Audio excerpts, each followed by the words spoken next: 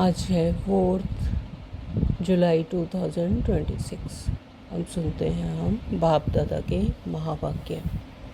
बाप दादा कहते, मीठे बच्चे, हाँ जी बाबा, ज्ञान सागर बाप तुम्हें ज्ञान का तीसरा नेत्र देने आए हैं, जिससे आत्मा की ज्योति जग जाती है। तो बाबा हमें रोज़ समझाते कि बाबा क्या करने आते हैं संगम युग पर। कल भी बाबा ने बताया कि ड्रामा के आदि मध्य अंत को जानते हो, बाप द्वारा ज्ञान का तीसरा नेत्र मिला है, इसलिए तुम आस्तिक हो। तो बाबा हमें आस्तिक बनाने आते हैं। तो आज बाबा बता रहे कि बाप ने तुम्हें ज्ञान का तीसरा नेत्र यानी ज्ञान चक्षु दिए हैं, जिससे आत्मा की ज्योति जग जाती है। प्रश्न किया है, बाप को करण करावनहार क्यों कहा गया है? वह क्या करते हैं और क्या कराते हैं? करण करावनहार तो कह दिया, लेकिन करते क्या हैं और क्या कराते हैं हम बच्चों से, वो क्या है? तो उत्तर दिया है, बाबा कहते हैं, मैं तुम बच्चों को मुरली सुनाने का कार्य करता हूँ। हाँ, तो बाबा हमें मुरली सुनाते हैं। ये क्या है? सत्य गीता है, ज्ञान है।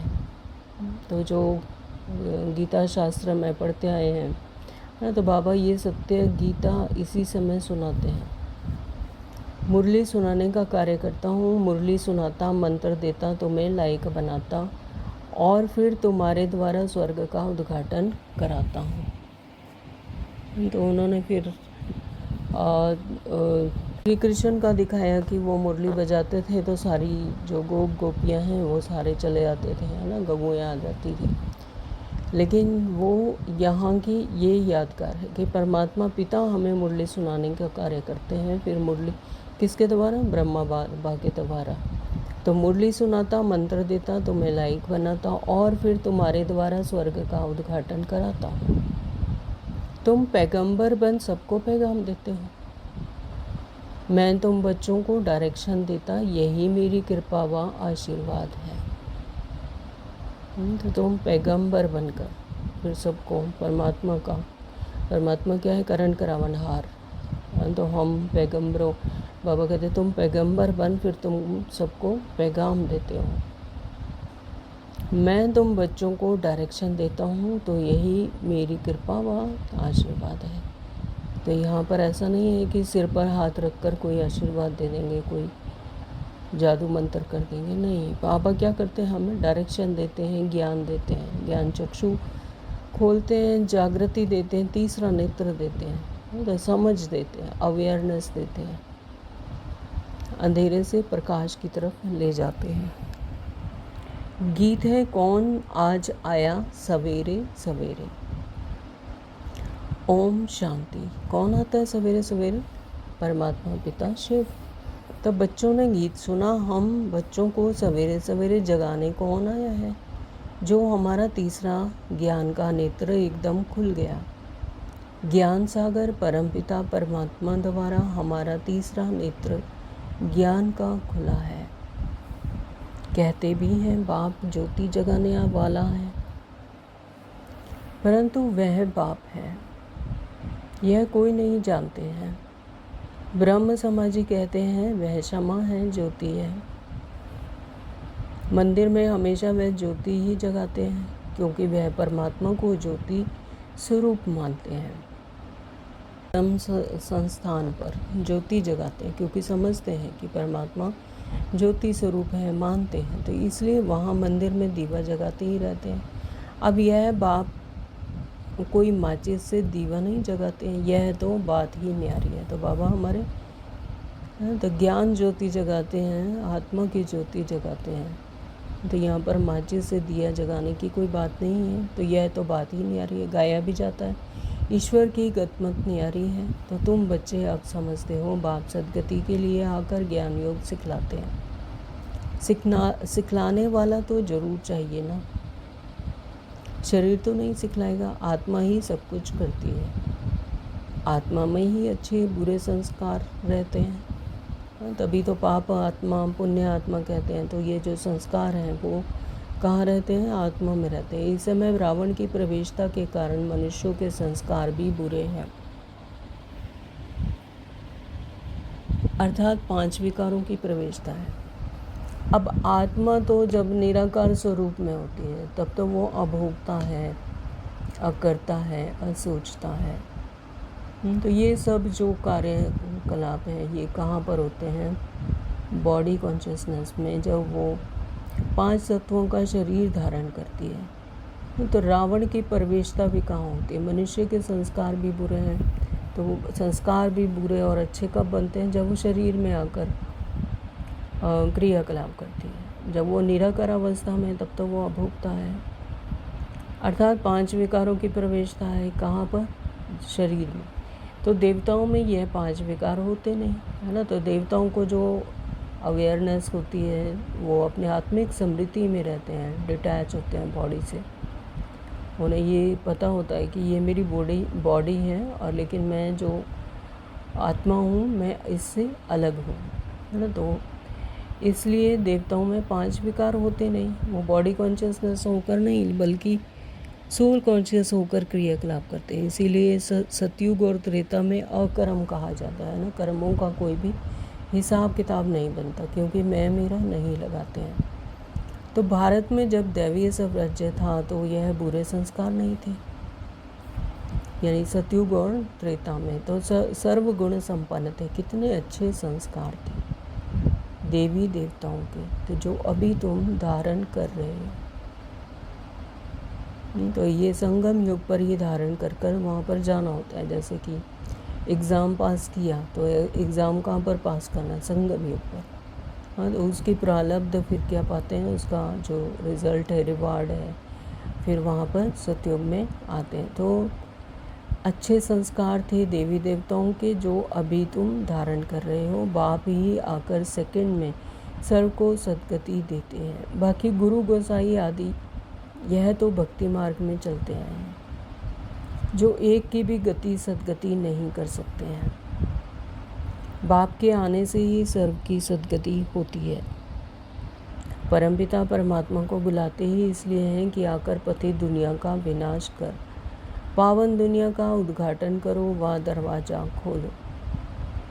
तो परमपिता परमात्मा को बुलाते ही इसलिए हैं कि आकर पतित दुनिया को विनाश कर फिर पावन दुनिया का उद्घाटन करो, दरवाज़ा खोलो। तो यानी नई दुनिया का स्थापना करते हैं। तो बाप आकर गेट खुलवाते हैं। शिव शक्ति माताओं द्वारा वंदे मातरम गाई हुई है ना। तो इस समय की कोई भी माता की वंदना नहीं की जाती क्योंकि कोई भी श्रेष्ठाचारी माता नहीं है। तो संगम युग पर जब श्रेष्ठ बन जाती हैं माताएं तब बाबा कहते हैं कि शिव शक्तियाँ माताओं द्वारा दरवाज़ा खुलवाते हैं, वंदे मातरम गाई हुई। तो इस समय कोई श्रेष्ठाचारी नहीं है क्योंकि माया के वश में हो जाती हैं तो फिर स्थिति ऊपर नीचे होती है। तो श्रेष्ठाकारी उनको कहा जाता है जो योग बल से पैदा हो। तो श्रेष्ठ वो है जो योग बल से पैदा हो। लक्ष्मी नारायण को श्रेष्ठाचारी कहा जाता है। भारत में देवी देवता जब थे तो भारत श्रेष्ठाचारी था। तो श्रेष्ठ यहाँ पर बनते हैं लेकिन श्रेष्ठाचारी उनको टाइटल नहीं दिया जाता। टाइटल कहाँ दिया जाता है श्रेष्ठता का? श्रेष्ठ श्री लगाते हैं वो सतयुग और त्रेता में। तो यहाँ पर नहीं कहा जाता, यहाँ पर श्रेष्ठाचारी माता नहीं है। तो भारत में देवी देवता जब थे तो भारत श्रेष्ठाचारी था। इन बातों को मनुष्य तो जानते ही नहीं, वह अपने ही प्लान बना रहे हैं। गांधी भी राम राज्य चाहते थे। इससे सिद्ध है कि रावण राज्य है, भारत पतित है, परंतु राम राज्य स्थापन करने के लिए तो बेहद का बापू जी चाहिए जो राम राज्य की स्थापना और रावण राज्य का विनाश करे। बच्चे जानते हैं रावण राज्य को अब आग लगनी है। अभी आत्माएं अज्ञान अंधेरे में सोए हुए हैं। तुम जानते हो हम भी सोए हुए थे। तो जब तक अपने आप की जागृति नहीं दी, अपने आप का नहीं पता था कि हम आत्मा हैं और उस परमपिता परमात्मा की संतान है जिन्हें हम इतने जन्मों से ढूंढ रहे हैं, भटक रहे हैं। हाँ, उनको पाने के लिए, उनसे मिलने के लिए तो सोए हुए थे। तो यानी बॉडी कॉन्शियसनेस में थे, है ना। अपने आप को ये देह मान लिया, रोल मान लिया कि मैं स्त्री हूँ, पुरुष हूँ, गीता हूँ, सीता हूँ, राम हूँ, श्याम हूँ। तो बाप ने आकर जगाया है। तो इन सब से भी बाप ने जागृति दिलाई कि तुम ये नहीं हो, तुम ये रोल प्ले कर रहे हो, तुम इनसे अलग आत्मा हो। भक्ति की रात पूरी हुई, दिन शुरू होता है। रात पूरी हो अब दिन हो रहा है। बाप संगम पर आया हुआ है, बच्चों को दिव्य दृष्टि और ज्ञान का तीसरा नेत्र देते हैं, जिससे तुम सारे विश्व को जान चुके हो। तुम्हारी बुद्धि में बैठा हुआ है कि यह बना बनाया अविनाशी ड्रामा है जो फिरता ही रहता है। हाँ, तो ये अब हम जान चुके हैं परमात्मा के द्वारा। तो बाबा क्या देते हैं, बच्चों को दिव्य दृष्टि और ज्ञान का तीसरा नेत्र देते हैं, यानी समझ देते हैं, ज्ञान चक्षु देते हैं। तो सारे विश्व को जान चुके हैं। तो तुम्हारी बुद्धि में बैठा हुआ है कि यह तो बना बनाया अविनाशी ड्रामा है जो फिरता ही रहता है। अभी तुम कितना जाग गए हो, सारी दुनिया सोई हुई है। अभी तुम बच्चों को सारे विश्व के आदि मध्य अंत, मूल वतन, सूक्ष्म वतन, स्थूल वतन का पता है। बाकी सारी दुनिया कुंभकर्ण की अज्ञान नींद में सोई हुई है। यह किसी को पता नहीं है कि पतित पावन कौन है। तो जब तक अपने आप की अवेयरनेस नहीं है कि हम हैं कौन, तो जैसे कुंभकर्ण की अज्ञान नींद में सोई हुई है आत्मा, तो यह किसी को पता नहीं है कि पतित पावन कौन है। पुकारते हैं पतित पावन आओ, यह नहीं कहते कि आकर सृष्टि के आदि मध्य अंत का राज समझाओ। बाप कहते हैं तुम इस सृष्टि चक्र को समझने से ही चक्रवर्ती राजा बनते हो। तो जितना जितना स्व का दर्शन करते हैं, सृष्टि चक्कर फिराते हैं, तो उतना ही क्या बनते हैं, चक्रवर्ती राजा बनते हैं। याद से ही पावन बनते हो, यह भी जानते हो विनाश सामने खड़ा है। लड़ाई भी होनी है। बाकी कौरवों पांडवों की लड़ाई नहीं हुई। पांडव कौन थे यह भी किसी को पता नहीं। सेना आदि की कोई बात ही नहीं। तुम्हारी तरफ है साक्षात पारलौकिक परमपिता। तो हमारे तरफ कौन है, पारलौकिक परमपिता साक्षात। तो उस बाप से ही वर्षा मिलता है। तुम जान गए हो श्री कृष्ण की आत्मा 84 जन्म भोग अब फिर बाप से वर्षा ले रही है। वर्ल्ड की हिस्ट्री ज्योग्राफी रिपीट होती है। अब तुम बच्चों को विनाश के पहले सतो प्रधान जरूर बनना है। गृहस्थ व्यवहार में रहते कमल फूल समान पवित्र रहना है। गया भी हुआ है। भगवानुवाच गृहस्थ व्यवहार में रहते यह एक जन्म पवित्र बनो। तो ये भगवानुवाच है कि गृहस्थ व्यवहार में रहते हुए एक जन्म पवित्र बनो। Past is past. तो यह तो ड्रामा में नोंद है। तो सृष्टि को सतो प्रधान बनना ही है। यह ड्रामा की भाभी है, ईश्वर की भाभी नहीं, ड्रामा की भाभी ऐसी बनेगी। हाँ, तो यहाँ पर ईश्वर की भाभी नहीं है कि ईश्वर ऐसा चाहते हैं। ये ड्रामा की भाभी, सृष्टि सतो प्रधान बनना ही है। ये क्या है, ड्रामा में नोंद है। तो परमात्मा का भी पार्ट ड्रामा के अनुसार नोंद है। उनको भी सृष्टि चक्कर पर आकर आत्माओं को जगाने, जागृति जगाने के लिए उनका भी पार्ट है, वो उनको आना होता है। तो सो बाप बैठ समझाते हैं। आधा कल्प जब पूरा होता है तब बाप आते हैं। बाप कहते हैं तब रात पूरी हो, दिन शुरू होता है, तब ही मैं आता हूँ। तो यानी सतयुग और त्रेता में तो दरकार ही नहीं है, लेकिन द्वापर और कलयुग में जब आत्माएं अशांति में होती हैं, अज्ञानता में होती हैं, दर्द में होते हैं, दुख में होते हैं, तो परमात्मा को पुकारती हैं। तो बाबा फिर आते हैं। तो बाबा कहते हैं फिर रात जब पूरी होती है तो फिर दिन शुरू होता है, तभी मैं आता हूँ। हाँ, तो ये जैसे समझ लो कि ये सवेरे का टाइम है। सुबह सुबह यहाँ पर स्थूल दुनिया में भी परमात्मा को याद करते हैं, मंदिरों में जाते हैं, घंटियाँ बजाते हैं, है ना। तो यानी वो सुबह का अमृत वेला होता है। तो ये भी संगम युग जो है, ये भी क्या है, अमृत वेला। ये पूरा ही संगम युग अमृत वेला है। रात ख़त्म होने को है और दिन शुरू होने को है, रात ख़त्म होती है, तो ये जो बीच का समय है ये क्या है, अमृत वेला। तो शिवरात्रि भी कहते हैं ना, शिव के पुजारी शिव रात्रि को मानते हैं। गवर्नमेंट ने तो हॉलीडे भी बंद कर दिया है, नहीं तो कम से कम 1 मास हॉलीडे चलनी चाहिए, कोई को भी पता नहीं, यानी वैल्यू देनी चाहिए उस चीज़ को। तो शिव बाबा सर्व को सदगति करने वाला है, वही सर्व का दुख हरता, सुख करता है। उनकी जयंती तो बड़े धूमधाम से 1 मास सब धर्म वालों को मनानी चाहिए। खास भारत को बाप डायरेक्ट आकर सदगति देते हैं। जब भारत स्वर्ग था तो देवी देवताओं का राज्य था, उस समय और कोई धर्म ही नहीं थे। देवताएं विश्व के मालिक थे, कोई पार्टीशन आदि नहीं थे। इसलिए कहा जाता है अटल अखंड सुख शांति संपत्ति का देवीय राज्य फिर से हम प्राप्त कर रहे हैं। तो उस समय जो भारत खंड था उसकी शेप भी कैसे थी, पीपल के पत्ते की तरह। हाँ, तभी कहते हैं कि कृष्ण ने पीपल के पत्ते पर आया।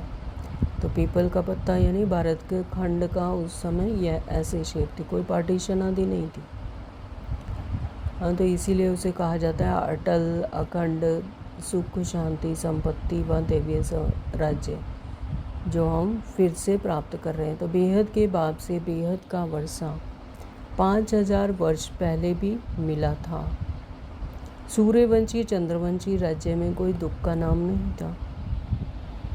तो सूर्यवंशी और चंद्रवंशी कहा ही जाते हैं सुख की दुनिया, तो वहाँ पर कोई विकार नहीं थे, बॉडी कॉन्शियसनेस नहीं थे, इसलिए दुख का नाम नहीं था। तो गाया भी जाता है राम राज्य राम प्रजा राम, ऐसे कहा जाता है। तो वहाँ अधर्म की कोई बात नहीं। तो बाबा ने तुम्हें ब्रह्मा और विष्णु के बारे में भी समझाया है कि इन दोनों को का आपस में क्या संबंध है। ब्रह्मा सो विष्णु, विष्णु सो ब्रह्मा, तो वही ब्रह्मा बनते हैं, वही फिर संगम युग पर पुरुषार्थ करके विष्णु बनते हैं। तो ब्रह्मा की नाभि से विष्णु निकला। तो ये है रहस्य, ब्रह्मा की नाभि से विष्णु निकला, यानी ब्रह्मा बाबा ने पुरुषार्थ किया, अपने हाईएस्ट कॉन्शियसनेस में पहुँचे, तो फिर आत्मा की वो उच्चतम अवस्था को पाया तो विष्णु बने। तो यह एक ऐसा वंडरफुल चित्र बनाया है, तो बहुत ही वंडरफुल चित्र है ये। तो क्लिक करता था जब मैं भी अपने बचपन में थी जब, तो मुझे भी बहुत क्लिक करता था ये कि ब्रह्मा की नाभि से विष्णु कैसे निकला। तो ये कैसा वंडरफुल चित्र बनाया है। तो अभी 1 मिनट के साइलेंस में हम परमात्मा पिता से रूरिहान करेंगे, अपने मन की बात है ना, परमात्मा से करेंगे, अशरीरी होकर निराकार परमात्मा पिता से।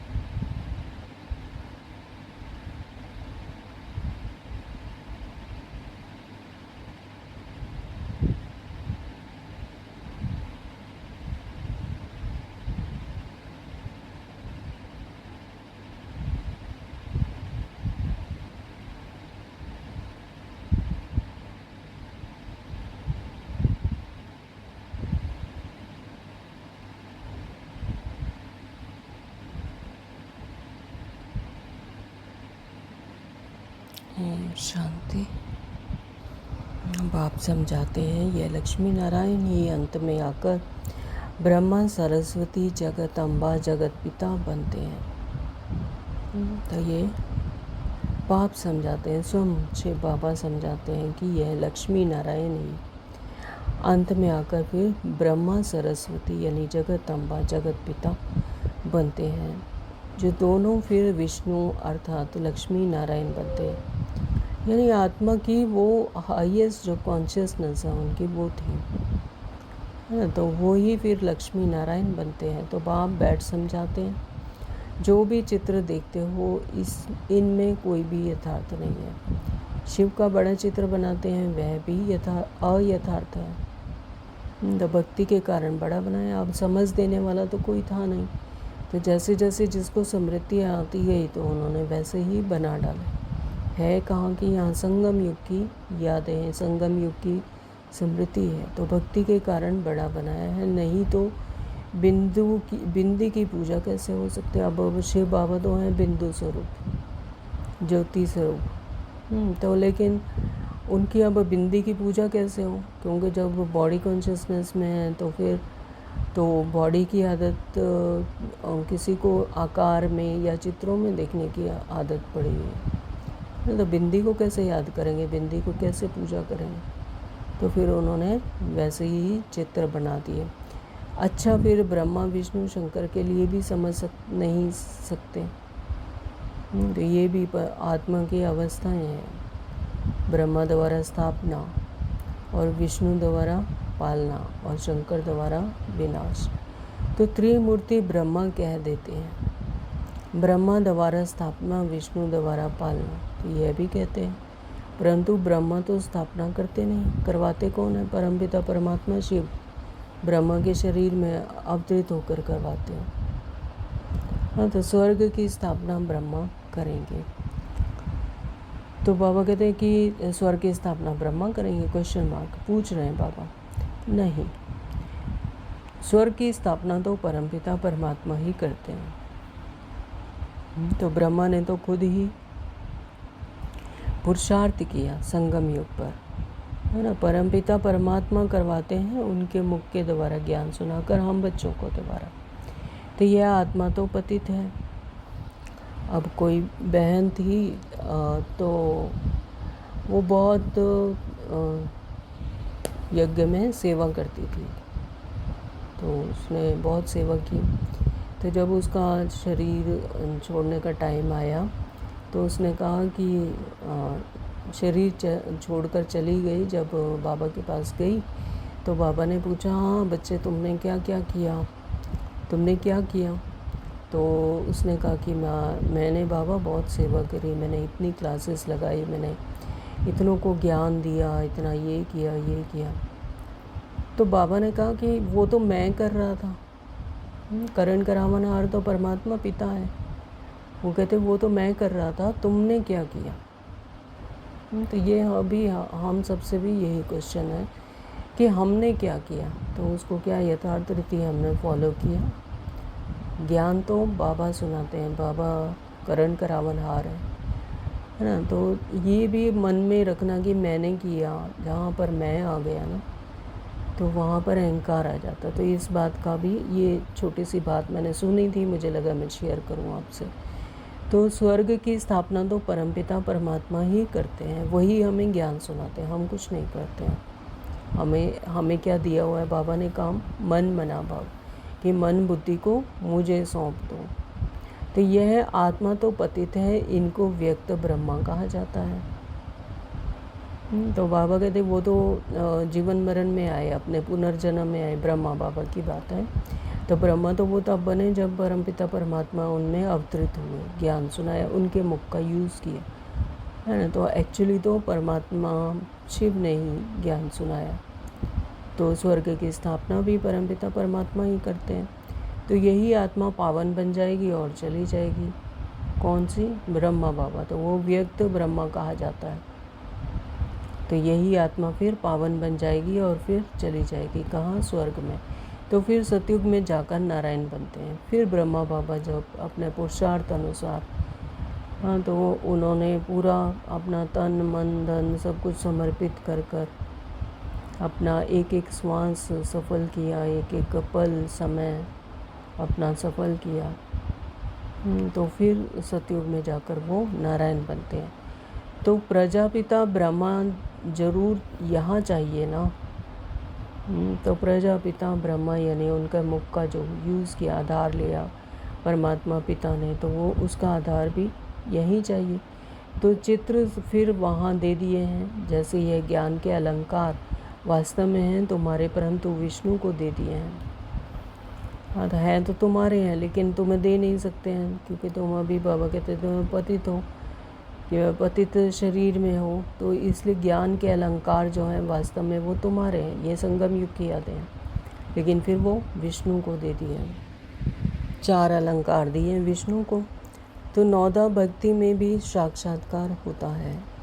मीरा का भी नाम गाया हुआ है। तो पुरुषों में नंबर 1 भक्त है नारद। तो नारद को नंबर 1 भक्त कहा जाता है। माताओं में मीरा को कहा जाता है। तुम अभी नारायण और लक्ष्मी को वरने के लिए यह ज्ञान सुन रहे हो, यानी उनके जैसा बनने के लिए ये ज्ञान सुन रहे हैं। तुम्हारा ही स्वयंवर होता है। नारद के लिए भी दिखाते हैं, सभा में आकर कहा हम लक्ष्मी को वर सकते हैं, तो अभी लक्ष्मी को वरने लायक तुम बन रहे हो। तो नारायण को कहा कि लक्ष्मी को वर सकते हो, तो उनको कहा कि फिर तुमने अपनी शक्ल देखी है, या ऐसा कुछ वृतांत है ना। तो उसका मतलब है कि तुम लक्ष्मी को वरने लायक बने हो, यानी लक्ष्मी जैसा बने हो, उतना पुरुषार्थ किया है, उतना अपने आत्मिक समृद्धि में अपने आत्मिक अवस्था को उतना उच्च बनाया है। तो बाकी वह तो सब है भक्ति मार्ग की कथाएं। बाप रियल बात बैठ समझाते हैं। तो बाबा हमें यथार्थ रीति अभी तक हम सुनते हैं, यही कथाएं है ना, सुनते हैं, लेकिन बाबा हमें रियल बात बाबा हमें बताते, सत्य ज्ञान बैठ हमें समझाते हैं। तो लक्ष्मी सतयुग में, नारद भक्त द्वापर में। तो लक्ष्मी तो सतयुग में होती है, तो नारद कहाँ से भक्त फिर द्वापर में कहाँ से आए, उन्होंने कैसे कहा कि लक्ष्मी को वरना लायक बनाने के लिए। तो ये सब संगम युग की यादें हैं। सतयुग में फिर नारद कहाँ से आया, तो राधे कृष्ण का ही स्वयंवर के बाद नाम लक्ष्मी नारायण पड़ता है। तो छोटेपन में जब बचपन में होते हैं तो राधे कृष्ण होते हैं, 13-14 साल के जब होते हैं राधा कृष्ण। हाँ, तो उनका ही स्वयंवर के बाद फिर जब कोरोनेशन होता है तब लक्ष्मी नारायण बनते हैं। तो यह भी भारतवासी नहीं जानते हैं।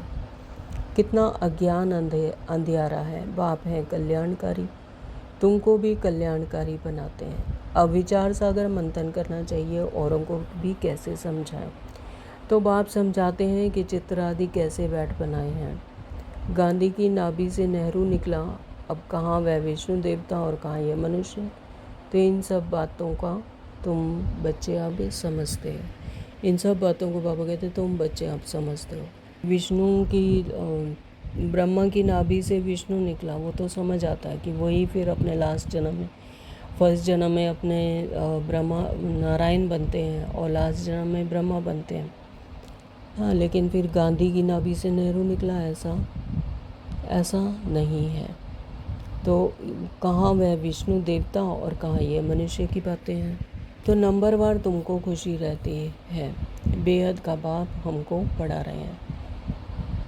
यह तो कभी सुना नहीं था कि, क्योंकि गीता में तो श्री कृष्ण भगवानुवाच लिख दिया है। भगवान कब आया, कब आकर गीता सुनाई, तिथि तारीख कुछ है नहीं। हाँ, तो इसमें कोई तिथि तारीख नहीं है। जब स्मृति आई ब्रह्मा बाबा को कि कब आए, उनमें से शरीर में कब अवतरित हुए, कब वो गीता ज्ञान सुनाने लगे, तो इसकी कोई तिथि तारीख कुछ है नहीं। कल्प की आयु ही लाखों वर्ष कह देते हैं, तो कोई भी बुद्धि में आता नहीं है। अब बाप बैठ बच्चों को समझाते हैं, ब्राह्मणों का झाड़ वृद्धि को पाता रहता है, पाते पाते अनगिनत हो जाएंगे।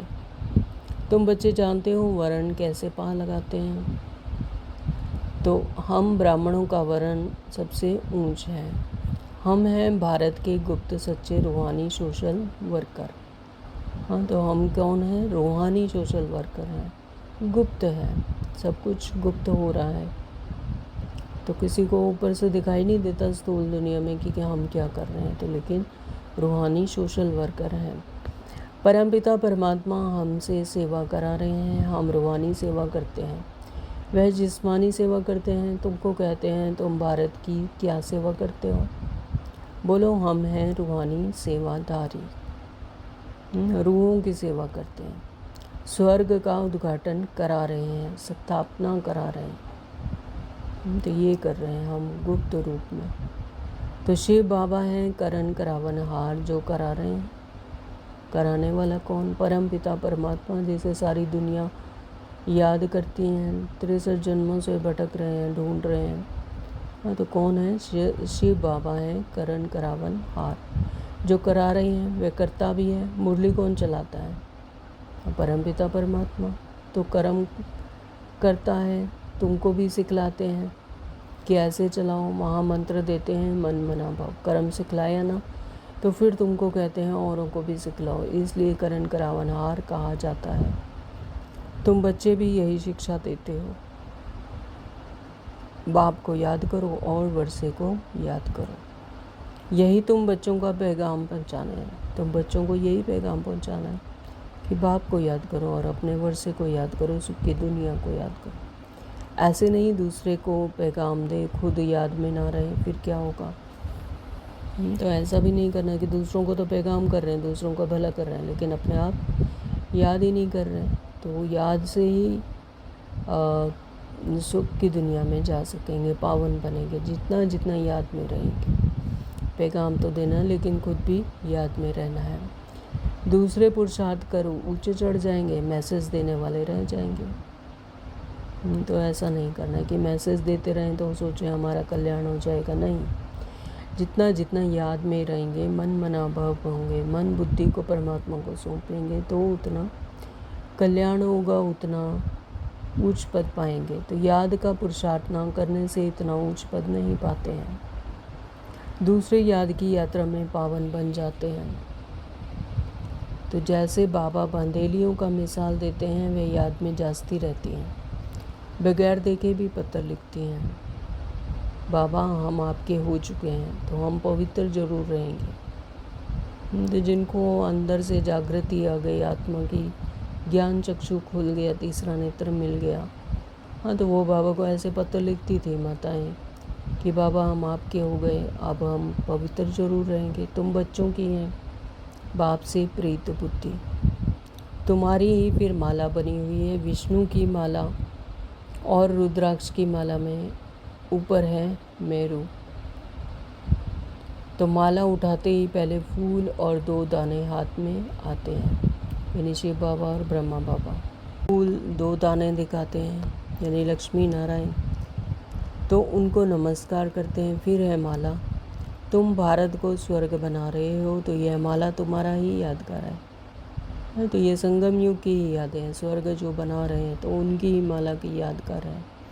तो बाप ने ही यह गीता ज्ञान यज्ञ रचा है, इनमें सारी पुरानी दुनिया स्वाहा होगी।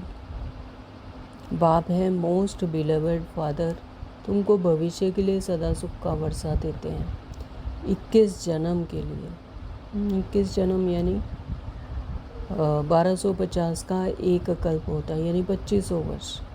21 जन्म सतयुग और त्रेता। तो जिन्होंने कल्प पहले वर्षा लिया है वह जरूर आएंगे। तो ये नूंद है जिनकी, ड्रामानुसार जिनकी नूंद है, जिन्होंने कल्प पहले भी पुरुषार्थ किया था, वो फिर आएंगे, फिर करेंगे। तो ड्रामा प्लान अनुसार बाप कहते हैं बच्चे सुखधाम चलना है तो पवित्र बनना है, मेरे को याद करो, मांगना कुछ भी नहीं है कि कृपा करो या मदद करो, है ना। परमात्मा से मांगना नहीं है, क्या अगर मांगेंगे भी तो क्या मांगेंगे?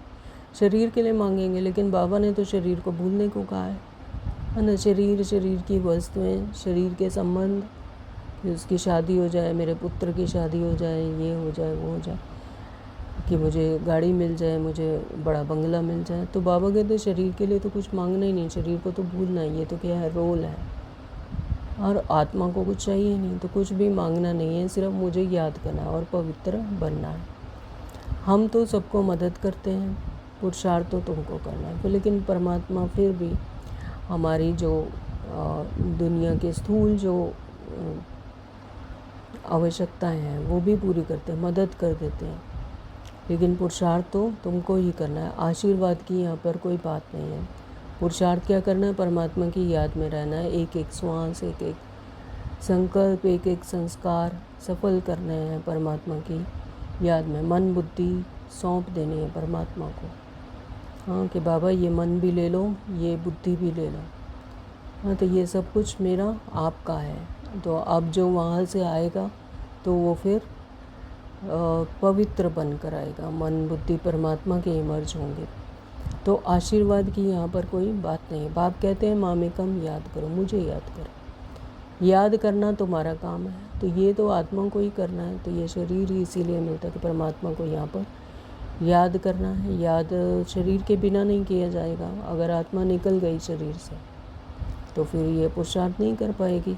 तो इसलिए शरीर का भी रख रखाव भी करना है, यानी इसे इसकी भी देखभाल करनी है और याद में रहना है। डायरेक्शन देना यही कृपा है। तो बाबा जो डायरेक्शन देते हैं यही कृपा है, जो मुरली के द्वारा हमें डायरेक्शंस मिलती हैं। तो धारणा के लिए मुख्य सार में बताते हैं जो बाबा, तो वही डायरेक्शन है, वही कृपा है। बाकी तो भल खाओ पियो घूमो फिरो, तुम्हें पवित्र भोजन ही खाना है। तो बाकी तो स्थूल दुनिया के जो अगर शरीर में आए तो स्थूल दुनिया के कार्य करते रहो, लेकिन मन बुद्धि परमात्मा को सौंप दो, परमात्मा को याद करो।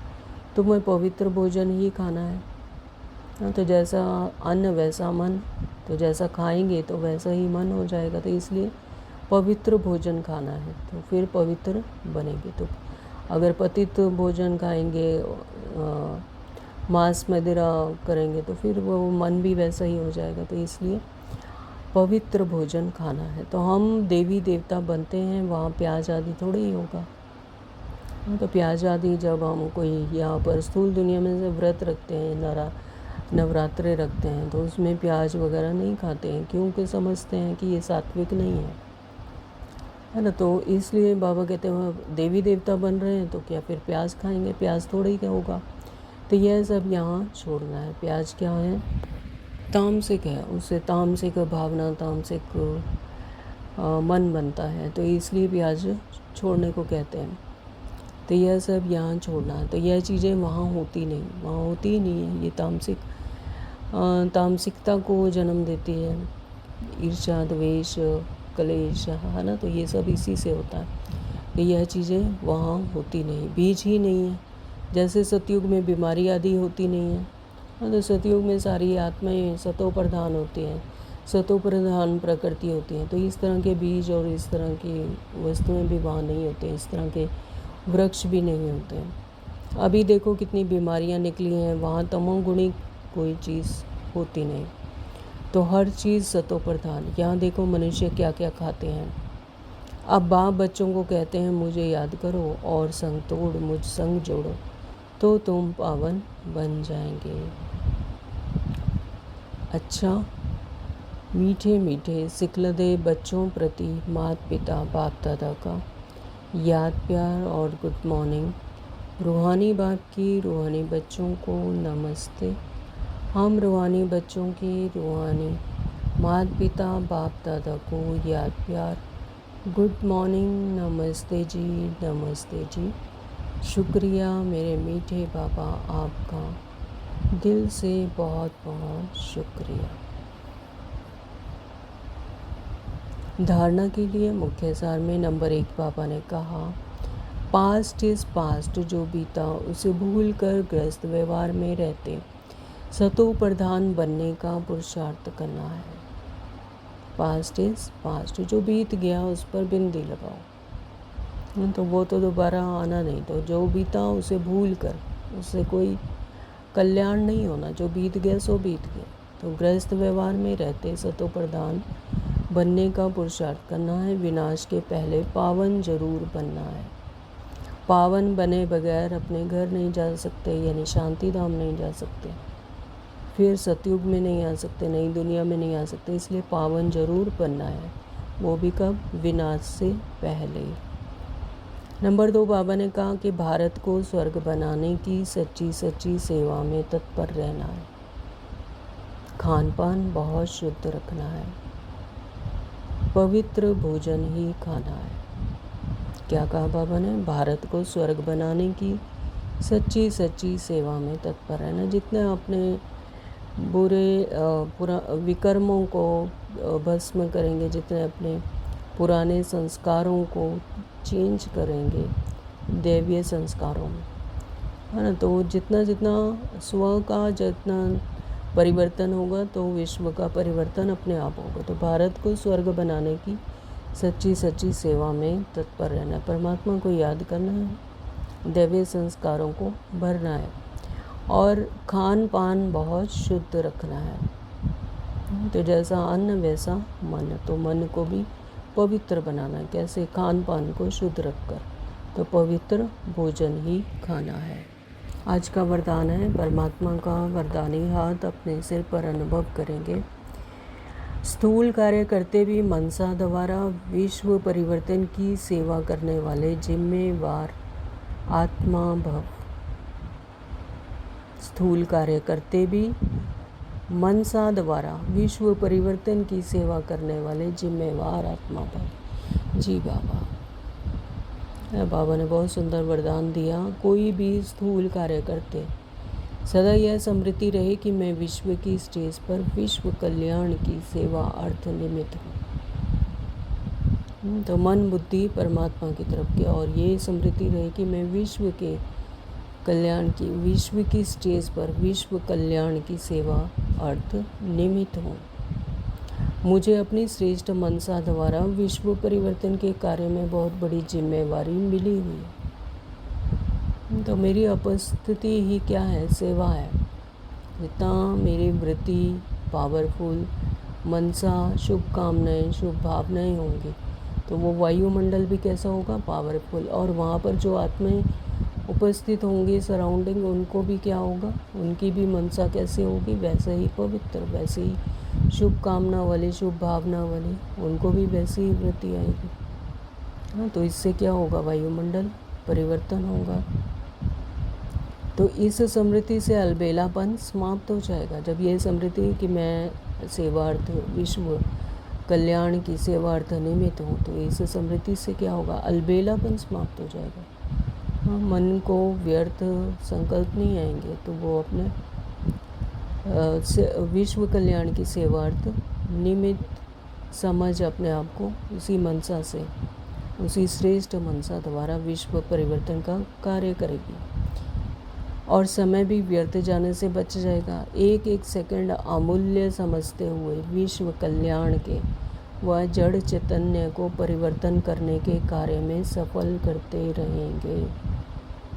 एक एक सेकंड, एक एक श्वास अमूल्य समझते हुए विश्व कल्याण के व जड़ चैतन्य को, जड़ को भी और चैतन्य को भी परिवर्तन करने के कार्य में सफल करते जाएंगे। जैसे आत्मा की स्मृति होगी तो बाहर भी वैसे ही मैनिफेस्ट होगा। तो जो जड़ है वो भी चेंज हो जाएंगे। तो ये धरती, ये आकाश, ये जल, ये वायु, ये अग्नि, इनकी भी परिवर्तन कैसे होगा? हमारी ही मनसा से, हमारी ही वृत्ति से, श्रेष्ठ वृत्ति से। तो इनको भी परिवर्तन करने के कार्य में सफल करते रहेंगे। स्लोगन दिया है, अभी योद्धा बनने के बजाय निरंतर योगी बनो। तो योद्धा नहीं बनना, क्यों क्या में नहीं फंसना है। लड़ाई झगड़ा कहाँ होता है? जब क्यों क्या आ जाता है, जब बॉडी कॉन्शियसनेस आ जाती है, मैं मेरा आ जाता है, तब योद्धा बन जाते हैं। तो बाबा कहते हैं कि अभी योद्धा बनने के बजाय निरंतर योगी बनो। जब हम किसी डेस्टिनेशन पे जाते हैं तो हमारा टारगेट क्या होता है? डेस्टिनेशन पर पहुंचना, है ना। तो हम साइट सीन नहीं देखने बैठ जाते कि वहाँ क्या हो रहा है, वहाँ नदी आ रही है, वहाँ पहाड़ आ रहे हैं। नहीं, हमें अपने डेस्टिनेशन पे जाना है। आँख हमारी कहाँ रहती है? डेस्टिनेशन पे। तो सेम ऐसे ही तो हमें योद्धा नहीं बनना है, निरंतर योगी बनना है, अपने डेस्टिनेशन को अचीव करना है। ओम शांति। आज के ये अव्यक्त इशारे हैं। ज्वाला स्वरूप स्थिति में रह शक्तिशाली याद का अनुभव करो। जैसे दुखी आत्माओं के मन में यह आवाज़ शुरू हुआ है कि अब विनाश हो, वैसे ही आप विश्व कल्याणकारी आत्माओं के मन में यह संकल्प उत्पन्न हो कि अब जल्दी ही सर्व का कल्याण हो, तभी समाप्ति होगी। विनाशकारियों को कल्याणकारी आत्माओं के संकल्प का इशारा चाहिए। इसलिए अपने एवर रेडी बनने के पावरफुल संकल्प से ज्वाला रूप योग द्वारा विनाश ज्वाला को तेज करो। तो विनाशकारी और कल्याणकारी है ना, तो दोनों ही आत्माएं क्या हैं, ड्रामानुसार निमित्त हैं। तो विनाशकारी हैं, वो विनाश का कार्य करेंगे, और कल्याणकारी आत्माएं कल्याण का संकल्प। तो बाबा कहते हैं कि विनाशकारियों को अब कल्याणकारी आत्माओं के संकल्प का इशारा है कि कल्याणकारी आत्माएं ये संकल्प, ये इशारा करें कि हम अब एवर रेडी हैं, पावरफुल हैं। हाँ, तो जैसे ही ये संकल्प से ज्वाला रूप योग द्वारा फिर विनाश का कार्य शुरू हो जाएगा। विनाश ज्वाला को तेज करो। तो अपने आप को आज सारा दिन इसी स्मृति में, इसी अटेंशन अपने आप को दिलाएंगे कि दुखी आत्माओं के मन की यह आवाज़ शुरू हो गया है कि विनाश हो। तो हमें क्या करना है, अपने शुभ संकल्पों से, श्रेष्ठ मनसा से परिवर्तन का कार्य करना है, तो ताकि सभी आत्माओं को भी उनकी स्मृति आए, उनकी आत्मिक स्वरूप उनको अपना स्मृति आए, अपने सत्य स्वरूप की स्मृति आए, ताकि वो भी परमात्मा से अपना राज्य भाग्य पाएँ और परमात्मा को याद करें। ओम शांति। आज का सोमान रखेंगे, मैं विश्व कल्याण की सेवार्थ निमित्त आत्मा हूँ। मैं विश्व कल्याण की सेवा अर्थ निमित्त आत्मा हूँ। ओम शांति। Thank you Baba.